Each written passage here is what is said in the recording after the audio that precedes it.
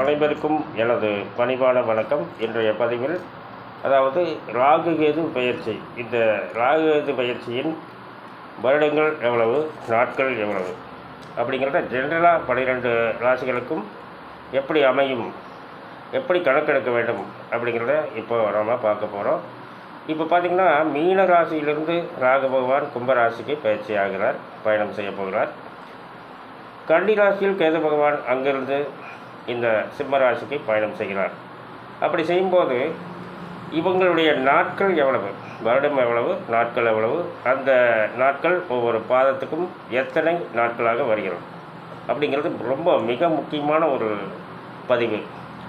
எப்படின்னு கேட்டிங்கன்னா, இப்போ ராகு பகவான் பார்த்திங்கன்னா இப்போ எவ்வளோ சொல்லிக்கிற 540 நாட்கள் அதாவது தட் இஸ் ஒரு பாதத்துக்கு 60 டேஸ், 60 நாட்கள். இப்படி இருக்கும்போது இப்போது ராகு பகவான் என்ன பண்ணுறாரு, அதாவது இப்போ வந்த உடனே முதல் பாதம் எதுன்னு கேட்டிங்கன்னா கும்பராசியில் ரிவர்ஸ் தான் வராங்க. புரட்டாதி 4ஆம் பாதம், அதில் ஒரு 60 நாள்.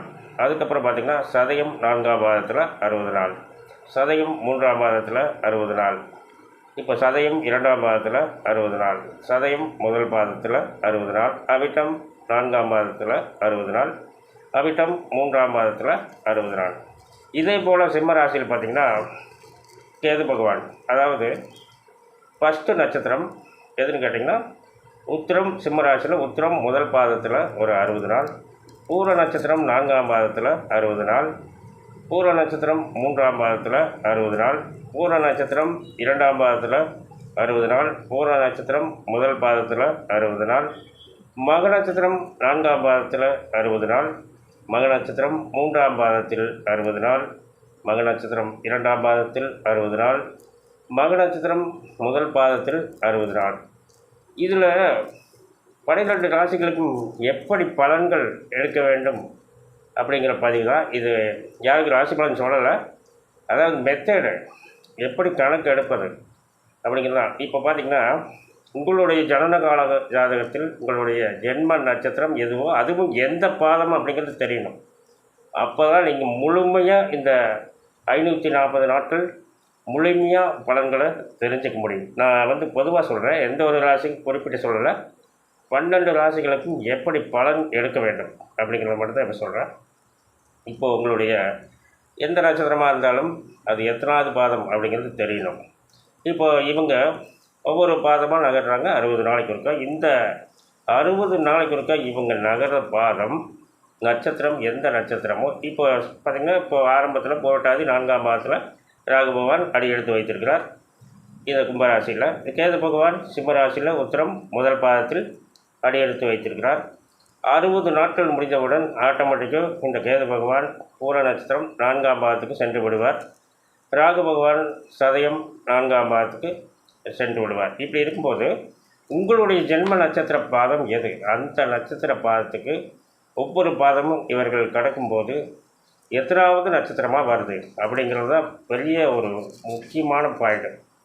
அப்போ இது எப்படி பார்க்குறது அப்படின்னு கேட்டிங்கன்னா, உங்களுடைய ஜென்ம நட்சத்திரத்துக்கு பார்த்திங்கன்னா ஜாயிண்ட் நட்சத்திரம், அதாவது ஜென்ம தாரையாக ஜென்மத்தில் வந்தால் ஜென்ம தாரையாக வருகிறதா, சம்பத்து தாரையாக வருகிறதா, விபத்து தாரையாக வருகிறதா. விபத்து தாரை என்றால் விபத்துகள் ஏற்படுவதில்லை, அது பேர் தான் அப்படி வச்சுருக்கிறாங்க, பயப்பட வேண்டியதில்லை.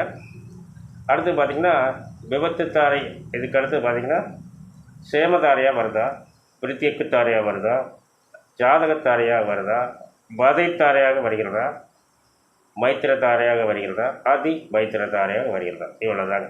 ஒவ்வொரு பாதத்தை இந்த ராகு பகவான் கேது பகவான் கடக்கும்போது அந்த 60 நாட்களில் உங்களுடைய நட்சத்திரத்துக்கு என்ன தாரையாக வருகிறது, எத்தனாவது நட்சத்திரமாக வருகிறது அப்படிங்கிறத பார்த்தா மட்டுமே ஒரு சிறப்பான ராகு கேது பயிற்சி பலன்களை பற்றி தெரிஞ்சுக்க முடியும்.